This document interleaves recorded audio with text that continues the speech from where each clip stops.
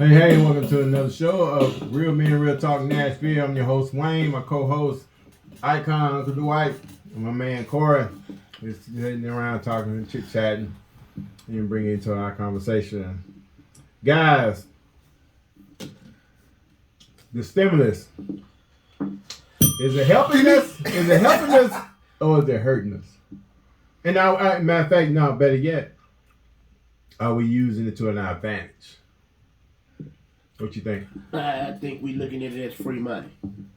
I mean, a lot of us, a week ago, we heard it talk of, and we said, ain't no way in the world they passed the third stimulus. Ain't no way. Right. Ain't no way. And it comes through. And if we at the point now where we just print money, we just gonna print it. Well, government. But we've been, and by us having our own currency, we can print money all day. But at the same time, How does that not dilute the value of the dollar, though? For us, it's not. I don't think it's diluting the dollar. It's just they're trying to keep the economy, people spending money. Because like me and my wife, we was up there by the mall up there. What's that? Rap? Yeah.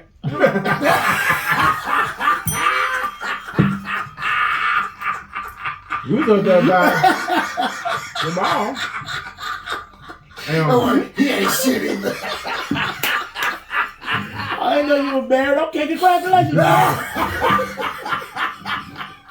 But yeah, you look at the mall, man. Go ahead, man. And we saw several restaurants closed down. Rafferty's and there was another one. And what was you at? By the mall up here. 100 Oaks? No. Opry Mills? Opry Mills. I know which one you're talking about. Shoney's. Shoney's. Shoney's, yeah. Okay, yeah. Rivergate. Rivergate. Okay. Rivergate, okay. Mm-hmm. And we see some things have changed a lot as far as after the coronavirus and everything has been issued out and everything has happened.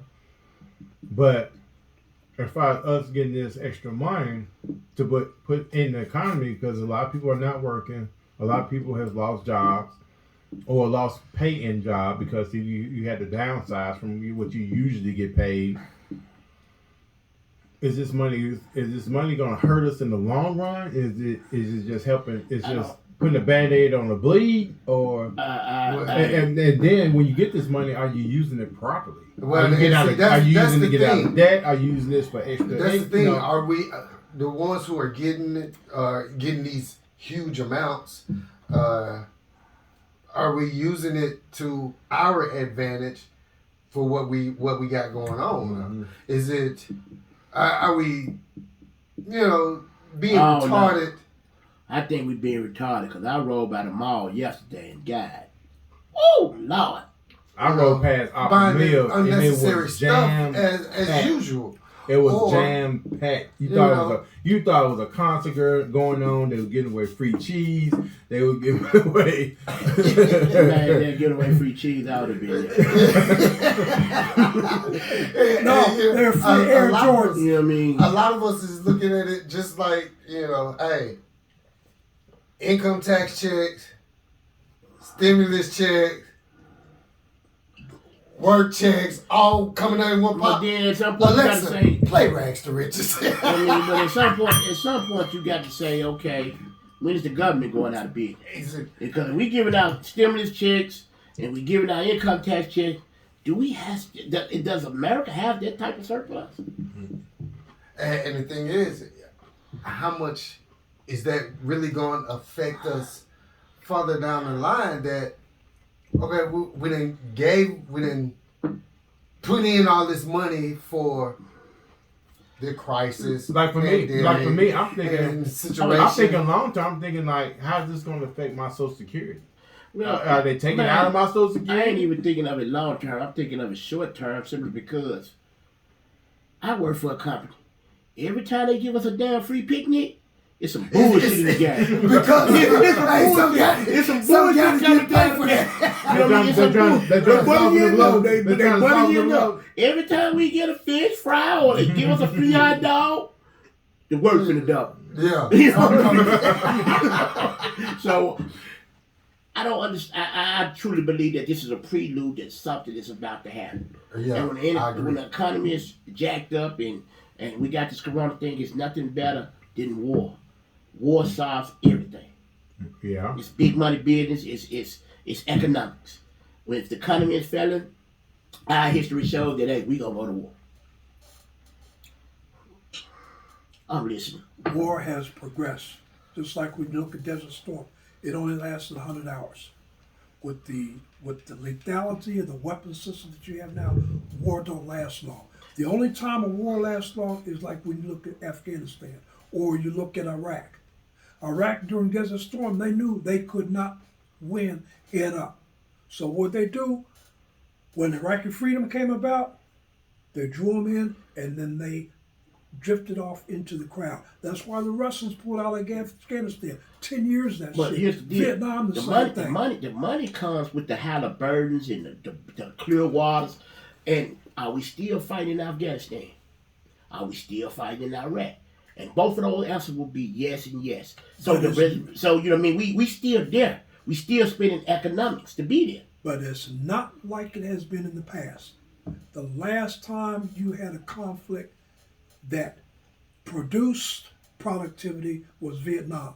But with the lethality of the weapon system now, hey, if you can be seen, you can be hit. If you can be hit, you can be killed. And it's done just like that. Even without even manned vehicles, with drones, they can make strikes. But with the weapon system, the way it is, the ammunition factories and all that stuff that was thriving during Vietnam went away and it has not came back. Now let me ask you this then. And with all the advanced technology we have and in the drones and we can take out this guy, we can take out this guy, why do we still have wars? Why is there always a threat of wars? Well, I was Bingo! That was the top of the question. Exactly. Bingo! It's gonna be That's that where we're money. coming from. It's Right. economics. It's just like when you look at, like you talk about Halliburton. When they went into Iraq for Iraqi freedom, that should have never happened.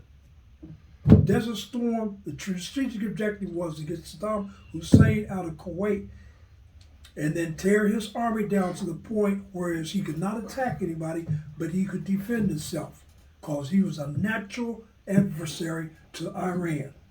When they went into Iraq, they threw that there because, backing up to Saddam Hussein, that was what balanced out the Middle East. That's right. But when they took him out, it threw everything out of whack.